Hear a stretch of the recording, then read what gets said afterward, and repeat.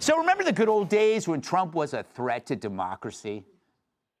Donald Trump presents a challenge and a threat fundamentally to the republic. Donald Trump is an existential threat to our democracy. Don't give them the power. Look, are they a threat to democracy? Yes. Donald Trump presents an existential threat to democracy. Biggest lie, biggest threat to our democracy in American history. A person who is a threat to our democracy. We are fighting for a democracy. He is a genuine threat to our democracy, and that's not hyperbole.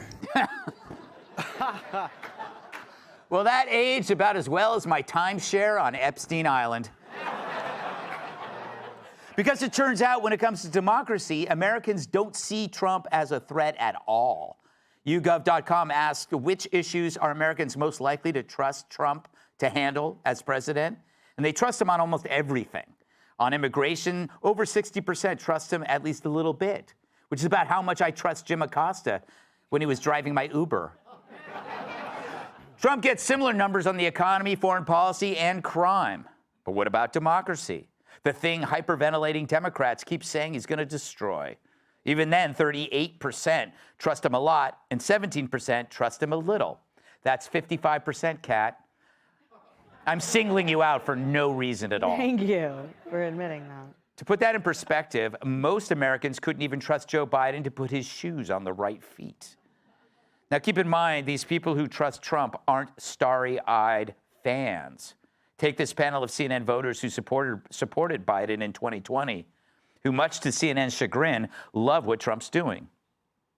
Our friends at Engages talked to some Arizona voters who switched from voting for Joe Biden in 2020 to Trump in 2024, and so far, they mostly like what they see. I just think he's trying to get America back on track as quickly as possible. Feels more merit and transparency that I'm getting from the administration so far. I approve of a lot of the stuff that he's doing with the border and everything. For the most part, I feel like he's on the right track. All 11 Biden-Trump voters say they approve of Donald Trump's first weeks in office. Poor Dana having to spit those words out. I haven't seen someone regret their words so deeply since Abe Lincoln said, "Is this seat taken?"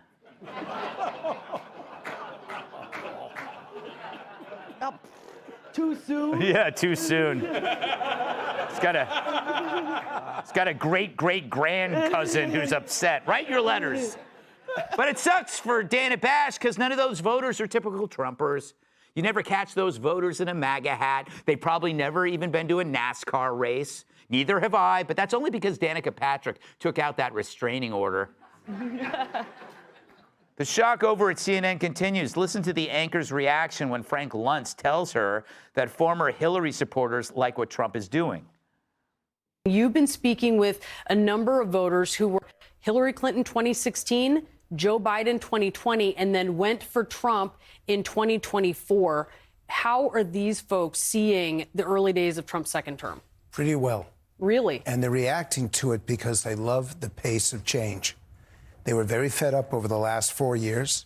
They wanted action. They wanted results. They looked at prices. They looked at affordability, looked at immigration, and they didn't see anything happening. They still don't like what he says, but they like what he does. Someone call animal control. Get that thing on Frank's head neutered. We can't let it reproduce. But you heard what Frank said, right? Quote, they don't like what he says, but they like what he does. Let's cue the callback. Trump's sound is blunt, raw, to some scary, but his deeds are primarily in the service of the country. If you don't like his words, just follow his deeds, because those are music to my ears. So what if he tweets and there's always this kind of underlying chaos and conflict? If somebody is right on the big picture, it doesn't matter. And if you have problems with Trump's character or his jokes or the way he acts, concentrate on what he does. My face is like that little rubber stress ball.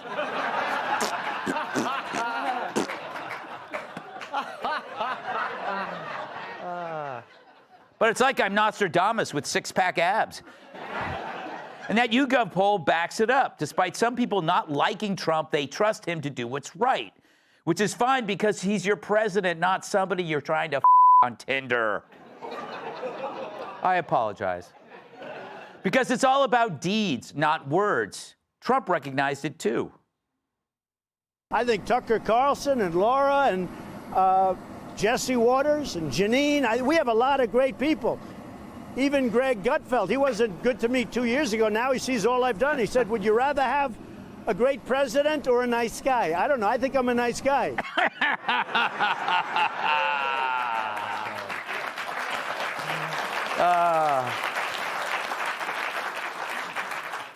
Just reminds me of Joe Pesci when he does that. But that's another thing I like about him. He has great taste in pundits.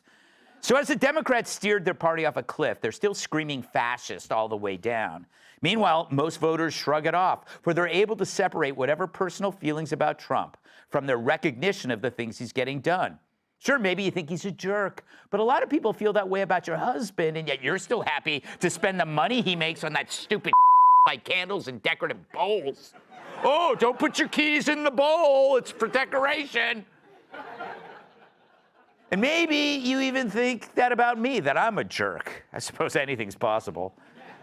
But that's your right as an American, unless you're an illegal, in which case, clean my pool and then get out of here before Tom Homan shows up. But now that Trump is actually following up on his campaign promises, a lot of people are deciding they don't care about his personal flaws. They're willing to accept the whole package because he's undoing much of the damage the Dems have caused.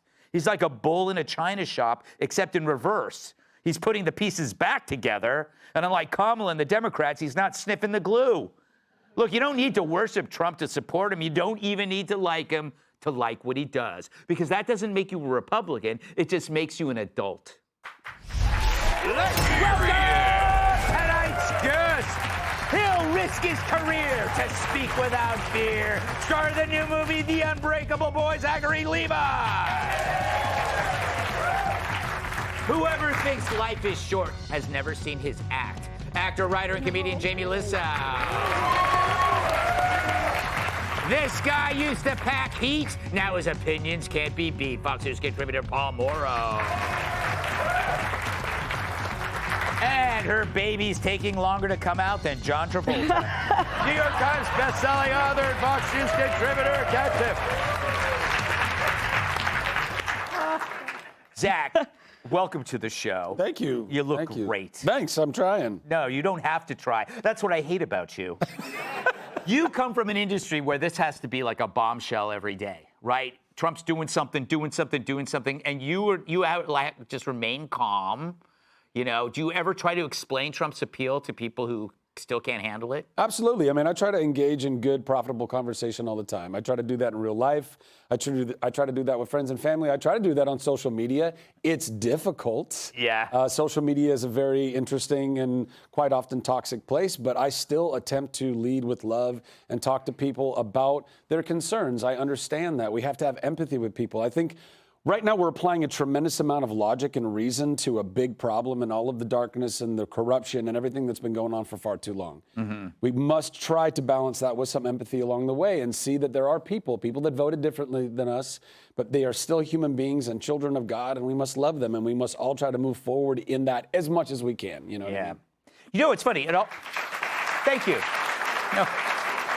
Hold your applause for my response.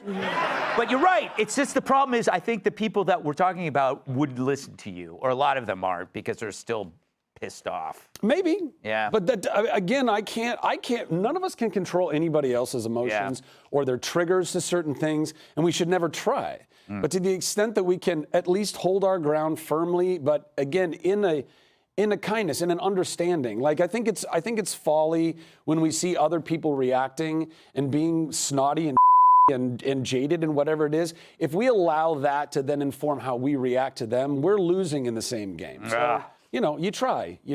There goes my show if I ever did that.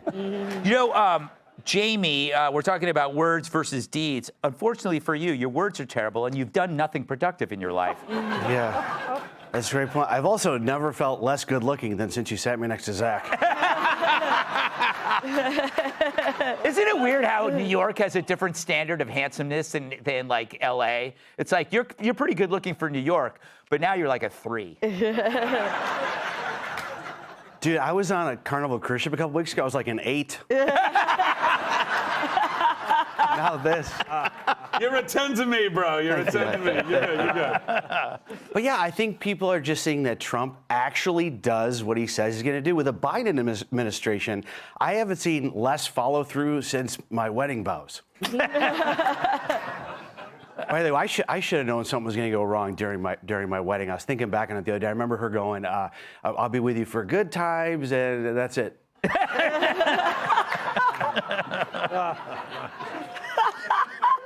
But good for Trump. I think this is all very exciting. I think it's good that they're not stupid. They're watching good things happen, and he's actually coming to. I mean, look at Biden's, at the end of Biden's presidency, I looked it up. His approval rating was down to friends and family.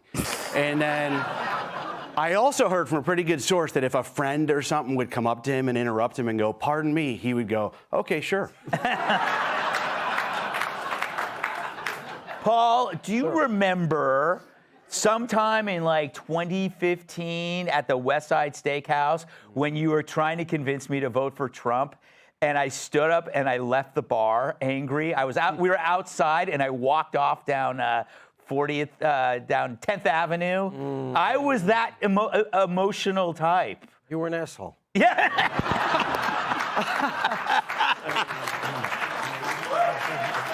I was an asshole. True, I was. Emotional asshole. You came around. Look, what could be more delicious than watching the lefty media have to spit out the fact? It's like watching your ex do a lot better than you're doing, right? Wow, you married a billionaire? Oh, and I'm working at McDonald's. They can't believe it's going away. And the reason is, and Jamie hit on it, you know, there's no zeal like a convert, right? And they're not used to the fact that, okay, they signed on with this guy, and he's doing it. Like, he's doing what he said he was going to. Like, when do you see that in politics, right? The guy says, I'm going to do A, B, C, D. Before his ass hits the seat, he's doing it. Yeah. And, you know, look, okay, there's going to be some downs. You know, it's like when you go on a new website, right? It says, do you accept the cookies? Yeah, you hit it. You know, you have really no idea what the hell you just bought into. Right. And they're seeing some of that, you know what I mean? But the bottom line is he's doing what he said he was going to do. And so I don't know that they're going to get, it's 52% of the population on the election day. Right now, what, he's in 60s on these issues? I don't know that they come back. Yeah. So you and I have talked about this. They're in real trouble here because he's really winning. I mean, everything he promised in the first term, it's really coming to fruition. Yeah. They don't know what the hell to do. And so as a result, they yell. And that's not really convincing. Yeah. Kat, I think it's safe to say that your baby has an opinion by now. Yeah. This baby votes. See, the baby's been on so many shows. I know. What do you think how the baby views this? Where does the baby stand on Trump? I don't know. Well, I think the baby just like really likes me, and then I think it wants to come out, and then it like hears you talk, and it's like.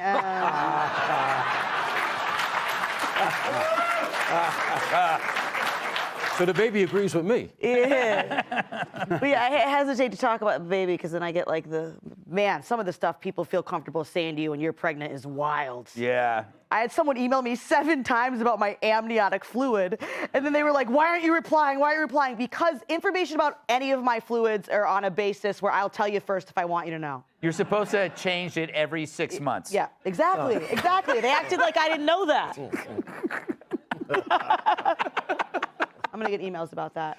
So I can steer this in a direction that will save us both. I think that it was the understatement that I've heard of recently at all, none bigger than the person they had on CNN that said that he's more transparent than what happened before. Because Trump is maybe a little too transparent sometimes, like that's what can get him in trouble, is I think he says things before he's really sure if he thinks it or not. He's kind of like just to test drive this idea, as opposed to the other guy that we just like weren't allowed to hear talk. Right. Because that's ultimately what happened to Biden's candidacy, is that too many people heard him talk. Because nobody who like watches Fox was shocked to see what happened at the debate, because that's the kind of clips that we were playing on this network, but people had not seen that before. Right. And then they were like, okay, yeah, that was now we have this lady. Like you guys love this lady, yeah? And I feel like a lot of people were like, what are you talking about? And I think you really can't overstate what a big impact that had on a lot of people. I think you're correct. Now we must move on. It's causing liberal insanity watching Trump, Elon, and Hannity.